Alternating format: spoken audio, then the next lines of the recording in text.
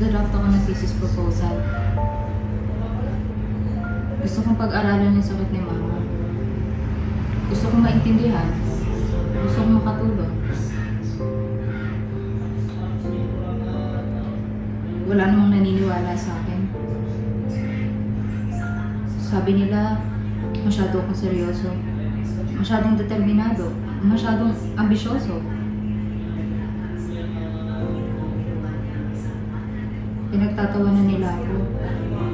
Ang sabi, bida-bida daw ako.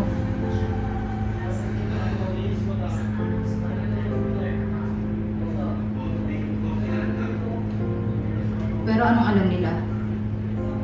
Anong alam nila sa pag-asa na baka sa susunod na libro na yung sagot? Then?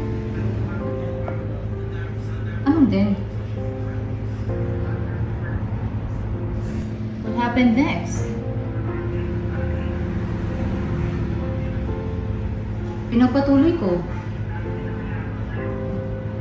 Kahit na parang wala namang saysay.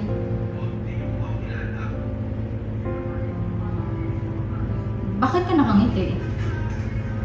Do you want to give up? Hindi. Ay. Good.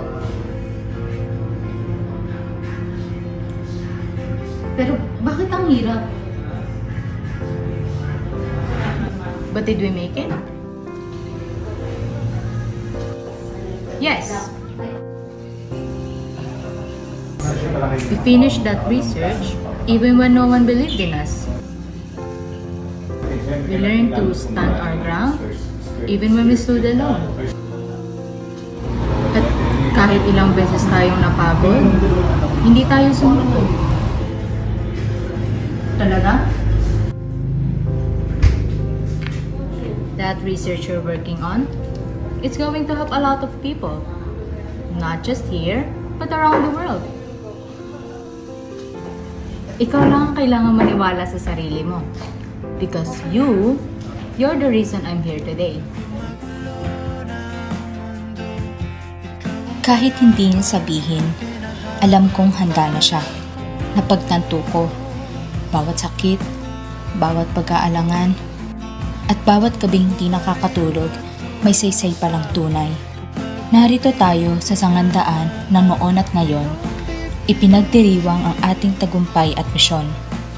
Yakapin ang pagbabago, hubugin ang kinabukasan, isang tagumpay, isang pananaliksik, isang hakbang sa kaunlaran. Ikaw ang payapang hinahanap.